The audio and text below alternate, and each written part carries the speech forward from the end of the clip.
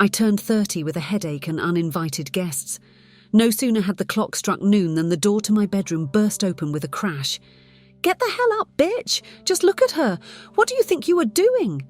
My mother-in-law's shrill voice rang out. "She's lying in bed like a goddamn queen when the house is a mess and dinner's not ready."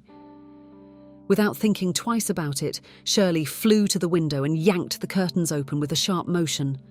Bright sunlight flooded the room, making me wince as the pain in my head intensified.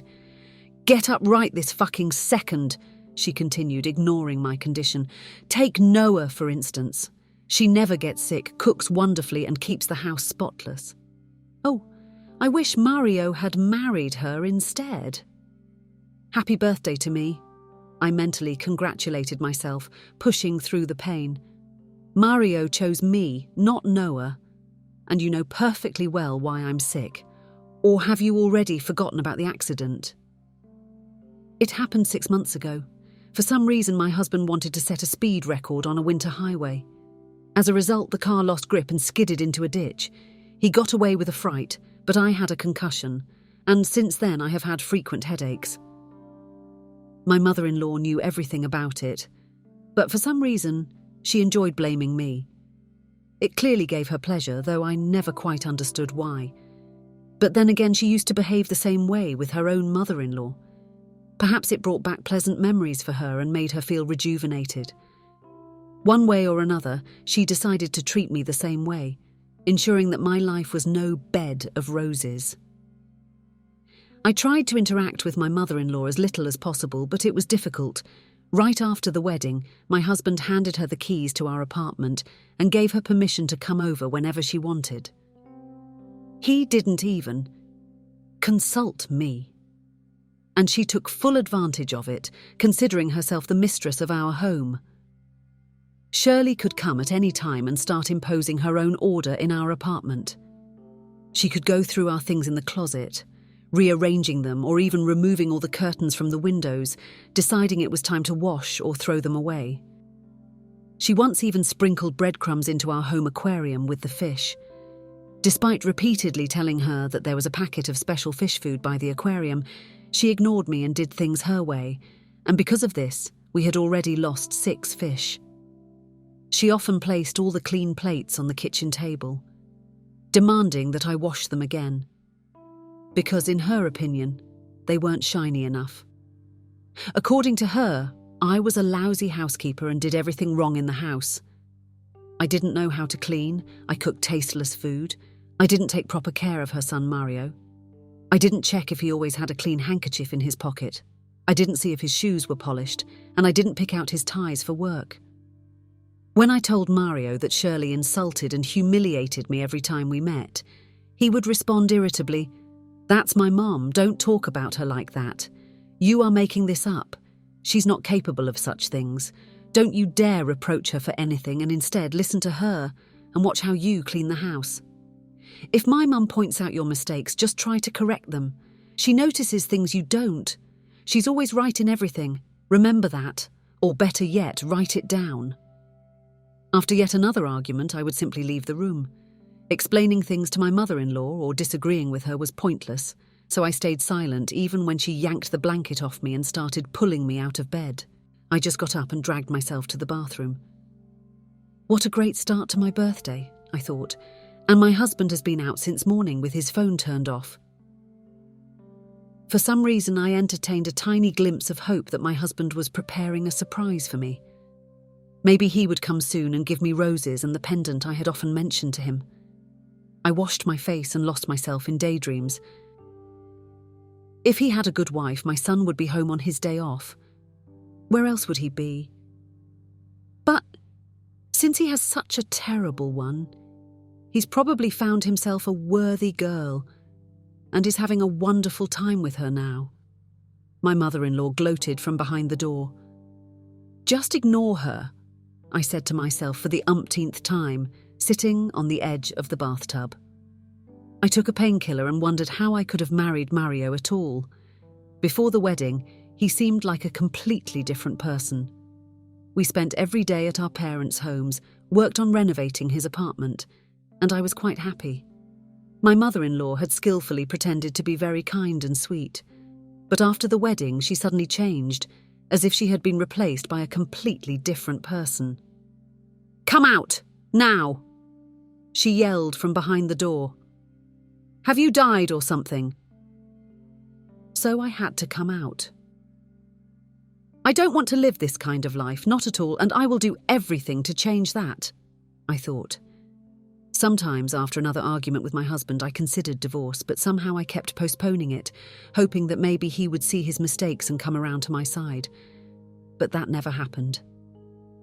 This had been going on for 3 years. My patience was running out, and I was determined to talk to my husband today. It was high time for him to make a choice. This situation couldn't go on, or I simply wouldn't be able to endure it any longer. "Start making dinner and stop playing the fucking victim," my mother-in-law persisted. Needless to say, she forgot about my birthday, or maybe never remembered about it in the first place. The pill began to take effect, and my headache abated. Ignoring my mother-in-law's order, I decided to have something to eat. I made myself a sandwich with cheese and ham, poured some water from the kettle, and started eating. My mother-in-law grabbed the plate and slammed it down on the table. I flinched. "Start making dinner this goddamn second. I don't give a damn if you're sick or not. Tear your butt off that chair and start moving," she hollered. I barely contained myself from crashing this same plate on her head. "What do you think you're doing?" I asked. "After all, this is my home, not yours." Bad move. "How dare you speak to me like that? I'll tell Mario everything." I heard footsteps in the hallway, and the key turned in the lock. My mother-in-law immediately ran to the entryway. For a second, I sighed with relief. My phone pinged with a message. It was a photo from an unfamiliar number.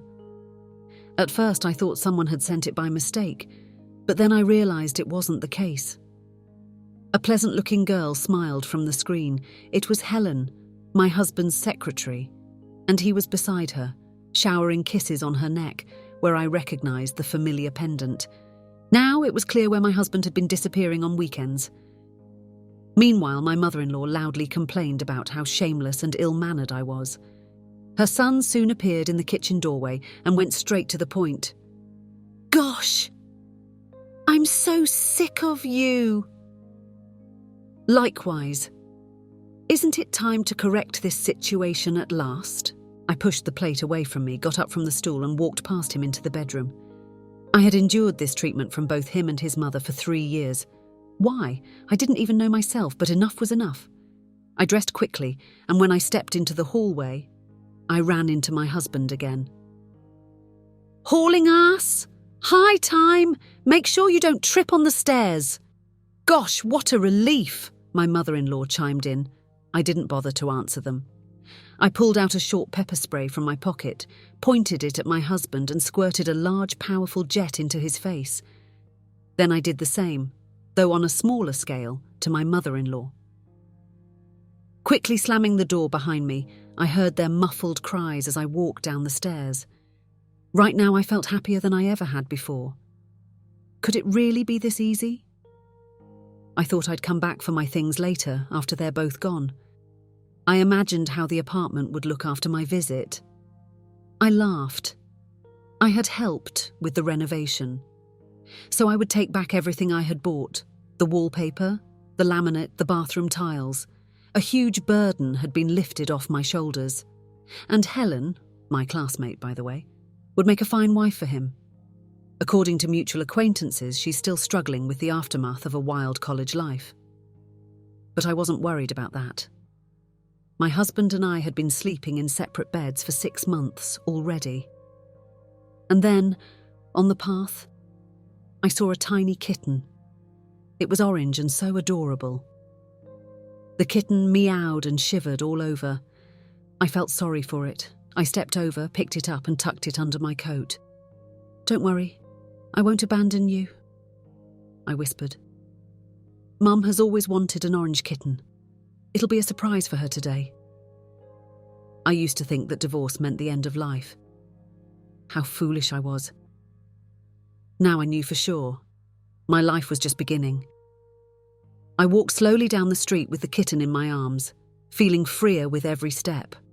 Ahead lay a new life, and I was ready for it. Calling my mum, I said, "Hello, Mum, I'm coming over. I have a surprise for you." "Happy birthday, darling!" she exclaimed. "I was just about to call you. Come over soon." An hour later, I was at my parents' place. Mum greeted me with hugs and a cake.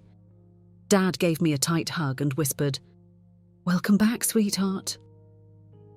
I took the kitten out from under my coat. Mum gasped in delight. "Oh my goodness, how wonderful! I've always dreamed of having one." "This is my gift to you," I smiled. We sat down at the table. I told my parents everything that had happened. They listened attentively without interrupting. "You did the right thing," said my father. "We will always be on your side." "Stay with us as long as you need to," added my mother. "And don't worry. We'll help you move your things." At that moment, I realised that the true family is those who love and support you, come hell or high water. That evening, lying in my old room and listening to the kitten purring, I thought about the future. There was a lot of work ahead. The divorce hearings, finding a new place to live, possibly changing jobs.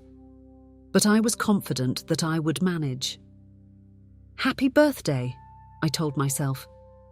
"Happy birthday to a new life."